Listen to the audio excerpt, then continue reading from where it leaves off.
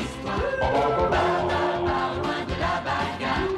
Ba, t'es mon babasta.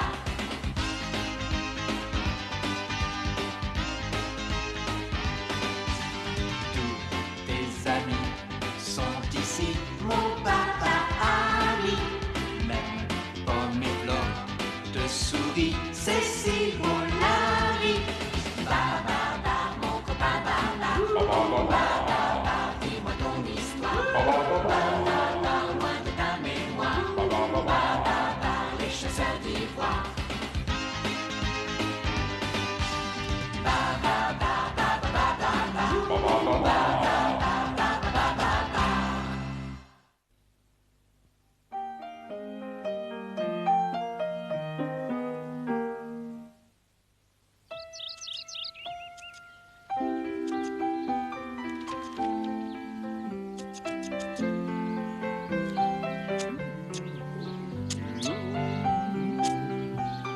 Papa?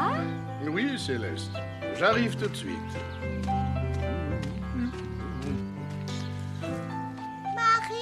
Marie? Oh. Bonjour, papa. Bonjour, ma petite Flore. C'est pas Marie que je viens de voir? Oui, elle est partie. Oh. Elle avait l'air fâchée. Vous vous êtes disputées toutes les deux? Ben, moi, je voulais encore jouer à la marelle, puis elle voulait jouer à saute-mouton. Ah, et vous avez joué à la marelle longtemps?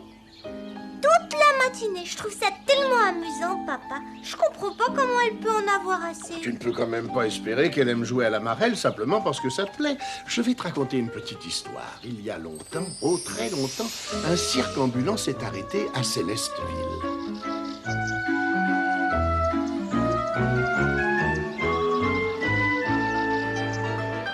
Je n'avais jamais vu un spectacle aussi fabuleux. Et j'ai apprécié tous les artistes, mais surtout un en particulier.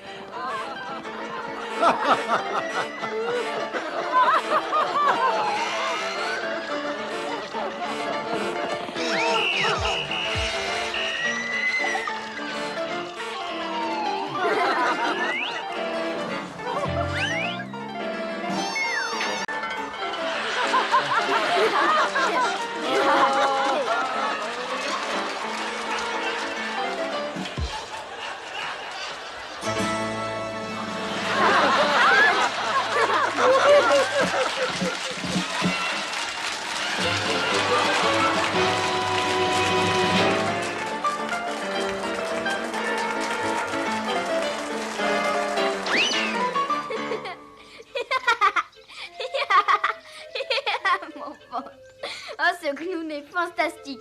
Il faut que je lui parle. Je vous retrouve à la maison.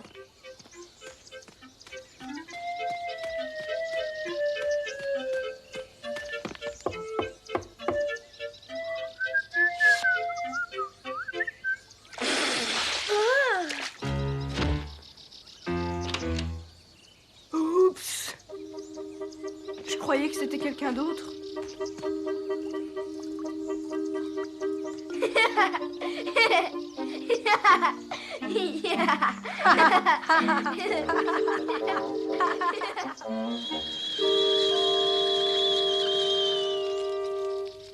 Quelle vie!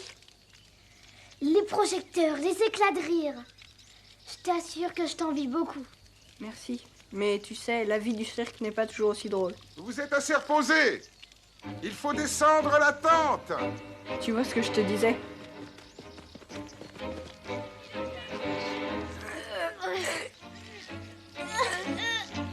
Tu vois qu'il faut savoir tout faire. Tu trouves toujours ça aussi drôle? Bien sûr que c'est drôle. Toutes les semaines, une nouvelle ville, une nouvelle aventure, de nouveaux amis. Mais je ne reste jamais assez longtemps dans un endroit pour me faire des amis. Le cirque, c'est un peu comme une ville démontable. Tu es prêt à devenir tes amis? On n'a pas le temps. On joue et après on travaille toute la journée. Oh, je commence à comprendre. Et toi, tu vis dans une maison qui n'a pas de roue? Qu'est-ce que ça doit être bien. Si tu venais faire un tour chez moi, on pourrait bien s'amuser. Admirez la maison bizarre qui ne bouge pas. La vue qui ne change pas tout au long de l'année. La merveilleuse immobilité du paysage. Si un jour tu en as assez de jouer les rois, Babar, tu peux toujours t'engager comme Monsieur Loyal. Vas-y, je te suis. J'avais l'impression qu'André n'était pas très heureux dans son cirque. Alors, j'ai décidé de lui montrer où j'habitais. Et ça, c'est ce qu'on appelle un salon. Tu as toute une pièce où tu peux rester à ne rien faire. Oh, disons qu'on fait quand même quelque chose. Les gens restent assis et bavardent tranquillement. C'est ce qu'on appelle un salon où l'on cause. Exactement. Et souvent, les gens disent n'importe quoi. Ça m'étonne pas. Ça alors, c'est ta chambre. C'est si grand qu'on pourrait installer la tente du cirque. Il y a toujours de la place pour les amis. 6 heures. Oh non, il faut que je rentre au cirque travailler. Tu ne peux pas rester pour dîner? C'est gentil de m'inviter, mais je ne peux vraiment pas. C'est dommage. Au revoir. Au revoir, André. Reviens me voir. Le palais sera toujours à la même place. Le cirque a quitté la ville le lendemain matin. Et j'étais un peu triste de voir partir mon ami, mais je ne me doutais pas de la suite des événements. Quel beau spectacle, n'est-ce pas, Babar? Oh, André. Qu'est-ce que tu fais là? Moi, je dis au revoir au cirque. Tu te dis au revoir? Tu as dit qu'il y avait de la place au palais pour les amis. Alors je viens chez toi. Tu restes? Évidemment. Je dois reconnaître que c'est la première fois que j'entends parler d'un enfant qui s'enfuit d'un cirque. Tu es vraiment certain de faire le bon choix? Mais oui, évidemment qu'il est sûr. N'est-ce pas, André? Est-ce que tu as pensé à ta famille? Tout le monde va s'inquiéter. En fait, le cirque est la seule famille qu'il me reste aujourd'hui, madame. Je suis orphelin. Oh, c'est bien triste, mon pauvre petit André. Enfin, si tu es décidé, je suis certaine que tout le monde ici sera absolument ravi de t'accueillir dans notre famille. Et j'espère que tu seras aussi heureux ici que tu le souhaites. Merci. Tu seras beaucoup plus heureux que tu le crois. Le palais est un endroit merveilleux, tu sais.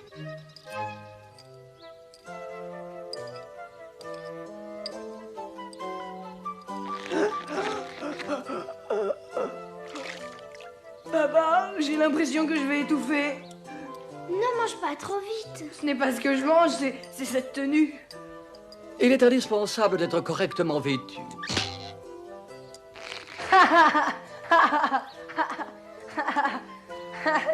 C'est rigolo. Je pourrais m'en servir pour mon numéro de clown. Oui, je n'en doute pas une seconde, mais vos jours dans un cirque appartiennent au passé maintenant. Oui, c'est vrai. Dis-moi, mon petit André, tu veux bien me passer le pain, s'il te plaît? Avec plaisir. Oh, mais merci, mon petit André. Une certaine retenue me semblerait de rigueur. Je vous rappelle que nous nous resterons. Mais on s'amuse, Pompadour. En effet, je ne vois pas ce qu'il y a de mal à s'amuser de temps en temps. À table?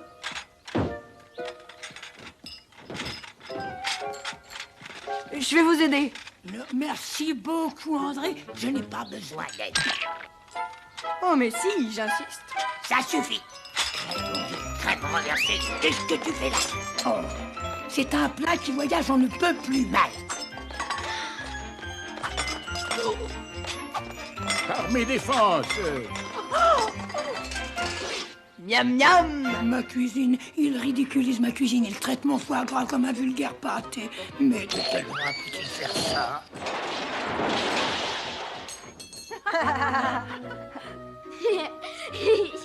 Il m'est jamais arrivé de manger aussi bien. Mais Majesté, nous sommes à table et non à un spectacle de saltimbanque. Allons, Pompadour, enfin. Je suis certain qu'André s'habituera rapidement à notre façon Et si de je vivre. peux me permettre, mon cher Cornelius, je ne le croirai qu'en le voyant. Ou alors, ce sera l'inverse. Ce sont les occupants de ce palais qui s'habitueront à André. Les jours qui suivirent furent très amusants. André continuait à nous époustoufler avec ses numéros de cirque et de jour en jour, je le trouvais de plus en plus amusant.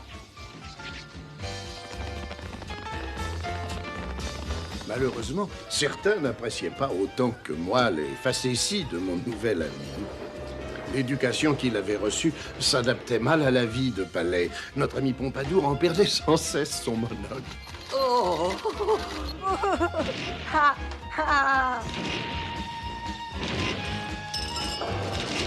Par mes défenses, un tremblement de terre. Tous dans les collines.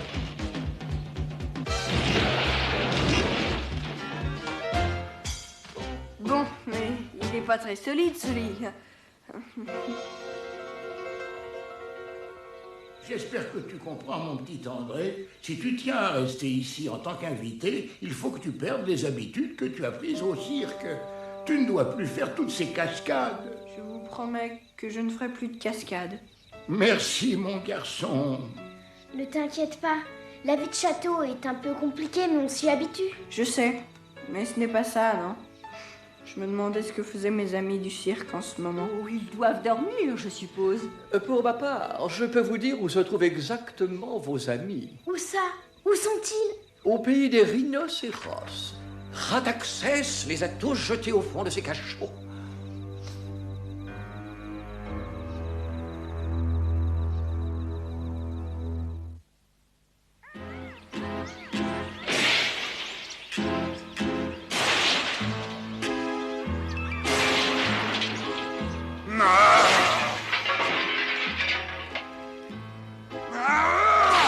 Je ne suis pas de bonne humeur, Basile. Je l'ai remarqué, votre grosseur.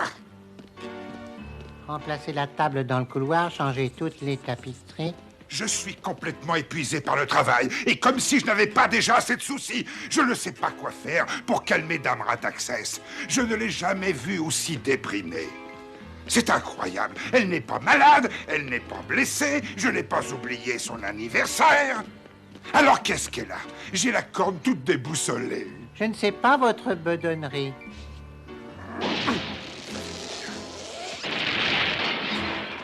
Pensez à commander une nouvelle statue.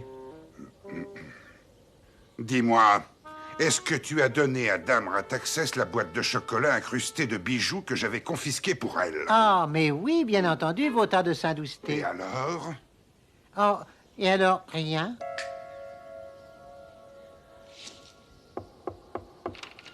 Tu te sens mieux aujourd'hui, ma caille? Tu ne veux donc pas sortir de ta chambre? Tu n'as pas hurlé après les domestiques depuis des jours et des jours. Ils commencent à devenir paresseux. Non. Ah, je ne te l'ai pas dit, tu vas adorer ça. J'ai jeté tout un cirque dans nos cachots. Ils avaient refusé de payer le péage. Avoue que c'est à mourir de rire. Bon, ben, je vais te laisser, ma douce. Je repasserai plus tard et là, peut-être que tu te sentiras mieux et on pourra peut-être trouver quelques nouveaux impôts ensemble. Mais qu'est-ce qu'elle peut bien avoir? Il y a certainement quelque chose à faire pour la sortir de cet état, n'est-ce pas, Basile? Votre Grèce, il est très possible que le cirque soit une des solutions pour redonner le sourire à Dame Rataxès. Oh, j'ai déjà essayé cette solution. Tous les gens du cirque sont dans le cachot le plus sombre du palais et ça n'a pas fait sourire Dame Rataxès. Ce n'est pas ce que j'ai voulu dire, votre rondeur. Je pensais que ce serait peut-être une bonne idée qu'il donne un spectacle pour Dame Rataxès. Il y a des gens qui trouvent le cirque plutôt amusant. Entre nous, cette idée est grotesque, mais elle pourrait peut-être marcher. Et ça vaudrait mieux pour toi. Rataxès, cette fois tu es allé trop loin. J'exige que tu relâches les gens du cirque. Basile, il y a un éléphant dans mon bureau. Jette-le dehors. Mon cher Pompadour, la présence du roi Babar, qui n'a pas été invité, est un affront au protocole diplomatique et un manquement à l'étiquette tout à fait révoltant. Sa Majesté Babar a certaines doléances à exprimer et suggère que des négociations au sommet se déroulent au plus vite pour dissiper un certain malaise concernant des personnalités du monde du cirque. Il suffit de dire de relâcher les gens du cirque. À quoi ils jouent? C'est ce qu'on appelle la diplomatie. C'est terriblement ennuyeux et ça marche jamais. Sans une notification dans les délais et la documentation nécessaire, le seigneur Rataxès ne peut adresser la parole au roi Babar et en exprime ses vifs regrets. Viens avec moi, Rataxès. Nous comprenons parfaitement les divergences de nos points de vue en la matière, mais il me paraît, quant à moi, que nos bonnes volontés étant réciproques, l'espoir d'un entretien entre nos instances supérieures peut être entrevu. Oh non, non. Bonjour tout le monde, ça va? Audrey!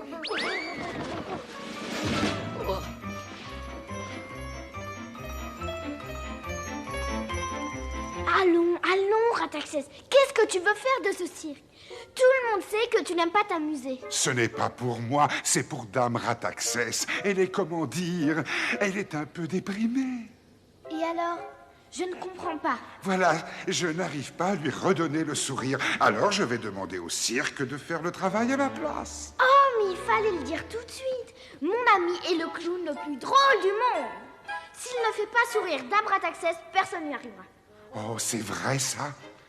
Parfait, parfait. Essayons toujours. Mais s'il ne réussit pas, il ira rejoindre ses amis dans le cachot. Et ils ne quitteront plus jamais le pays des rhinocéros. Ainsi a dit le seigneur Rataxès. Mon très estimé collègue, c'est avec la plus grande énergie que nous protestons contre votre interprétation des textes précités. Et je me dois de répondre d'une façon aussi véhémente que nos deux souverains ne peuvent consentir à entrevoir une possibilité de négociation qu'avec circonspection. Pendant que j'y pense, André, Dame Rataxès est quelqu'un de très difficile, même en temps normal. Ne t'inquiète pas pour ça, je suis un clown et j'ai fait rire des gens toute ma vie. Oh, flûte! Mais qu'est-ce que j'ai fait de mes cartes magiques? Elles ont peut-être disparu. André, s'il te plaît, ce n'est pas le moment de faire des blagues. Qu'est-ce qu'on va faire? Allons, Babar, calme-toi. Il faut que je trouve un autre jeu de cartes. Attends ici. Dépêchons, dépêchons que le spectacle commence. Où est-il, ce comique génial? Il est déjà reparti.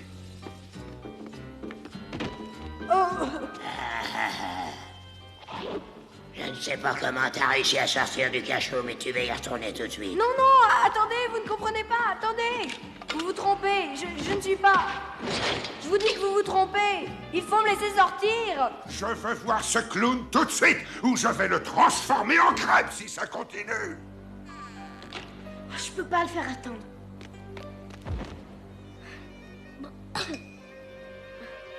Jette-toi à l'eau, Babar. Alors, j'attends. Voilà. Bon. Mon premier numéro va être...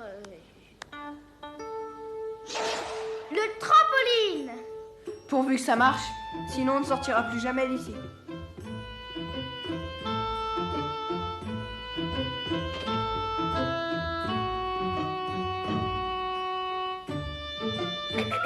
Mais qu'est-ce que On a besoin de toi, Max. Je reviens tout de suite. Je n'ai jamais vu un serpent aussi lourd. Est-ce que je peux suggérer à mon très estimé collègue qu'il serait nécessaire de respecter un tant soit peu la règle de rigueur au pays des rhinocéros? Il n'en est pas question. Si vous le prenez ainsi, venez!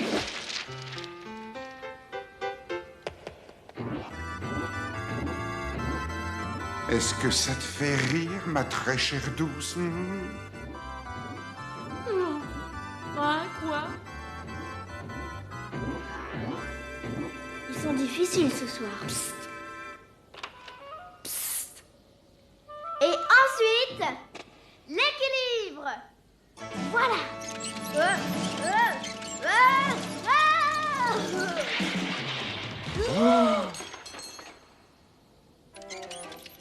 Merci. En voyant André faire son numéro, j'ai compris que sa raison de vivre, c'était de faire rire les autres. Il ne pourrait jamais oublier sa vraie nature.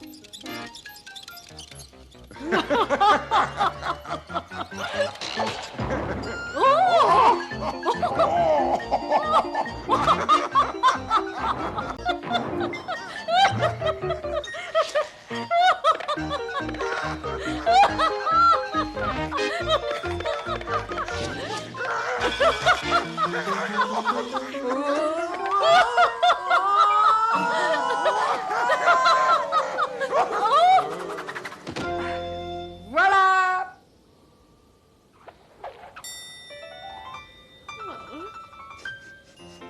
Tu as souri? Tu ne peux pas savoir comme ça me fait plaisir, ma petite Caille. Comme dis-tu là? Oh, mon aimé, reviens-moi, je t'en prie. Oh, Rataxès, tu étais tellement occupé que je croyais que tu ne pensais plus à moi. Oh, mon soleil, qu'est-ce qui a pu te faire croire ça?